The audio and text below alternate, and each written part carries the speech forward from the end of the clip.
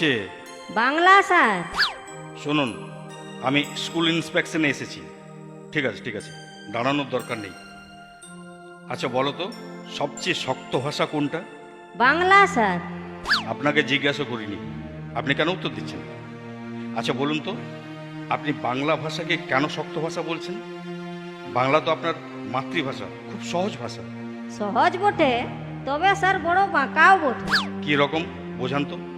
ধরুন আমি বললাম আপনি নির্জন ঘরে ছেলে মেয়ে নিয়ে শুয়ে আছেন, এটা সহজ। আর যদি বলি আপনি নির্জন ঘরে মেয়ে ছেলে নিয়ে শুয়ে আছেন, তাহলে কিন্তু মানাটা পাল্টে গেল। জিনিসটা একই, ছেলে মেয়ে আর মেয়ে ছেলে, কিন্তু একটু আগু পেছুর জন্যে মানেটা আলাদা হয়ে গেছে। হ্যাঁ সেটা ঠিক। আচ্ছা ঠিক আছে, এবার আমি ছেলেদের প্রশ্ন করছি, আপনি কিন্তু উত্তর দেবেন না। ঠিক আছে স্যার, বলুন। ভারতের রাষ্ট্রপতির নাম কি? প্রণব মুখার্জি। আরে উনি তো প্রাক্তন রাষ্ট্রপতি, আমি বর্তমান রাষ্ট্রপতি নাম জানতে চাইছি। নরেন্দ্র মোদী। আমি প্রধানমন্ত্রীর নাম জিজ্ঞাসা করিনি, রাষ্ট্রপতির নাম জিজ্ঞাসা করছি। অমিত শাহ।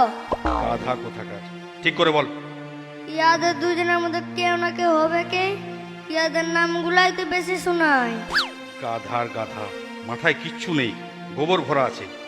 কি করে যে ক্লাস 6-এ উঠলি? উঠবার ভাবনা কোনো পাস ফেল আছে? বছর বছর উঠে যাচ্ছে। আপনি চুপ করুন। ক্লাস 6-এ পড়ছো আর বর্তমান রাষ্ট্রপতির নাম জানো না? জানি নাই তো কি হইলো, দেশের অর্ধেক লোক উহার নাম জানে নাই, তো কার কোন কাজে আটকে যাচ্ছে। আর আপনিও যদি জানেন তো কই ভবিষ্যৎ রাষ্ট্রপতির নাম কি বলুন তো দেখি। ইস, পড়াশোনার 3-13 জানো না আর দালাল হচ্ছে, খুব বাচাল হয়েছে। জানো, আমি তোমার এই স্কুল থেকে নামটা কেটে দিতে পারি। বড় মরদ, নাম কাটে দিবেন? নাম কাটবার ক্ষমতা নাই জান। পারবো না। জানো আমি স্কুল ইন্সপেক্টর, আমার কত পাওয়ার আছে। যতই পর থাকুক নাম কাটতে পারবেন না, চ্যালেঞ্জ। হ্যাঁ, এইটুকু ছেলে হয়ে আমাকে চ্যালেঞ্জ? চ্যালেঞ্জ লাগাচ্ছি কি সাধে? স্কুলে আমার নামেই নেই, তার নাম কাটবেন কি করে? স্কুল মাঠে রোজ গরু চড়ায়।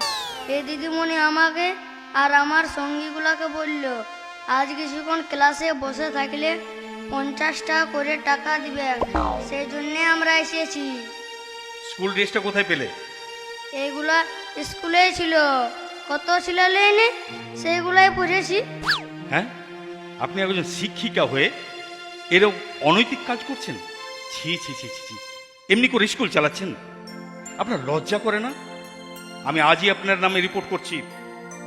আপনার চাকরি কি করে থাকে আমি সেটাই দেখছি। মুখ সামলান কথা বলবেন, আর একদম চাকরির ভয় দেখাবেন নাই। আমার চাকরি খাবার ক্ষমতা আপনার নাই। কেন? উপরতলায় আপনার দাদা মামা কেউ আছে নাকি? কেউ নাই, কিন্তু আপনি কিছুই করতে পারবেন না। আপনি জানেন আমি... ওই তো বললাম, আপনি কিছুই করতে পারবেন নাই।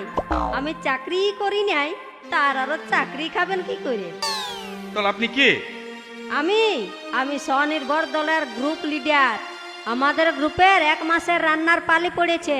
কাল বাংলার দিদিমণি আমাকে বলল আজ উয়াকে পাত্রপক্ষ নাকি দেখতে আসবে। উয়ার বদলে আজ যদি আমি মাস্টারিন হয়ে বসে থাকি তাহলে আমাকে 200 টাকা দিবে। তাই আমি বসে আছি। হ্যাঁ, এইরকম কাণ্ড? এই আচ্ছা স্কুল তো। কোথায় হেডমাস্টার কোথায়? এই এই ডাকো তো হেডমাস্টারকে, আজই ওর চাকরির আমি শেষ দিন করে দিচ্ছি। বলুন স্যার, কি বলছেন? আপনি কেমন হেডমাস্টার মশাই? শিক্ষা নিয়ে আচ্ছা ব্যবসা করছেন তো? আরে মশাই, শুনুন শুনুন, এখন শিক্ষা আর স্বাস্থ্য এই দুটাই ভালো ব্যবসা করার জায়গা। হ্যাঁ, আপনি হেডমাস্টার মশাই হয়ে এইরকম কথা বলছেন? আপনি জানেন আপনার স্কুলে সব নকল, পড়ুয়ারা নকল, দিদিমণি নকল। শুনুন, শুধু ছাত্র আর দিদিমণি নকল নয়, আমিও আসল হেডমাস্টার লই। আসল হেডমাস্টার হচ্ছে আমার মামা। আজ উনি পিডব্লিউডি অফিস গেলছেন, একটা মোটা অঙ্কের টেন্ডার আছে। ওই টেন্ডারে যত কাটমানি পাবে সেইটা আমার সঙ্গে হাঁপাহাপি হবে বলেছে। সেই জন্য হেডমাস্টার সাজে বসে আছি। ছি ছি ছি ছি ছি ছি ছি ছি, এটা একটা স্কুল? আমি আমি আজই রিপোর্ট করব। হ্যাঁ, আমি আজই রিপোর্ট করব। শুনুন শুনুন শুনুন মশাই শুনুন, অত তিড়িং বিড়িং করতে হবে নাই, আর রিপোর্ট করতেও হবে নাই। আপনার তিড়িং বিড়িংটা বন্ধ করার জন্য আমার মামা আমাকে 1000 টাকা দিয়ে গিয়েছে, আর বলেছে যে ইন্সপেকশন করতে আসবে তার পকেটে এটা ঢুকান দিবি, তাইলেই দেখবি চুপ মারি যাবে। লেন লেন। দেন। যাক, এই যাত্রায় কিন্তু আপনি বেঁচে গেলেন।